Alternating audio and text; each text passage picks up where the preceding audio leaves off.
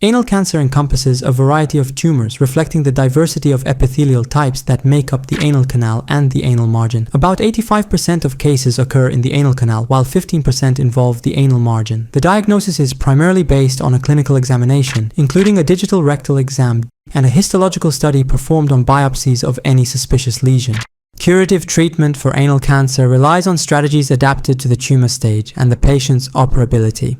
For in situ tumors, or small tumors less than 2 centimeters, simple surgical excision is often sufficient.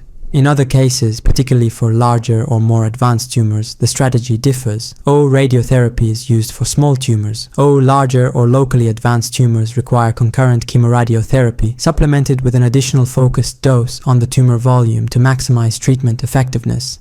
In cases of tumor recurrence or lack of response to conservative treatment, a more radical surgical approach may be considered. Abdominoperineal amputation involves the complete removal of the perianal skin, anal canal, sphincter complex, and rectum, with a permanent colostomy to maintain digestive continuity. This type of surgery is associated with perineal wound healing problems in more than half of cases. To improve postoperative outcomes, a muscle flap, often taken from the rectus abdominis or gluteal muscle, can be used to fill the perineal defect and promote healing.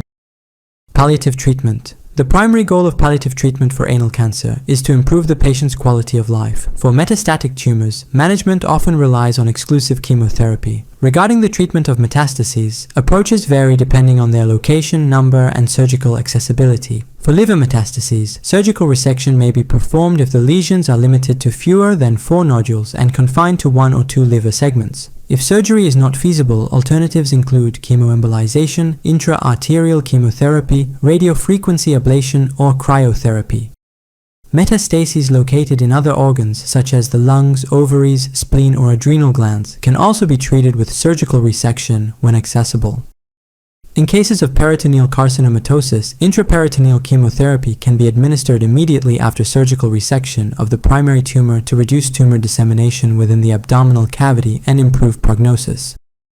Post-treatment surveillance aims to detect any recurrence or complication early. A clinical approach involves regular examinations such as vaginal and rectal exams, perineal inspection, palpation of inguinal areas, and assessment of the general condition. In cases of suspected local recurrence, biopsy is the preferred method. However, caution is advised when recurrence occurs in a previously irradiated area, as irradiated tissues may present characteristics that complicate biopsy interpretation.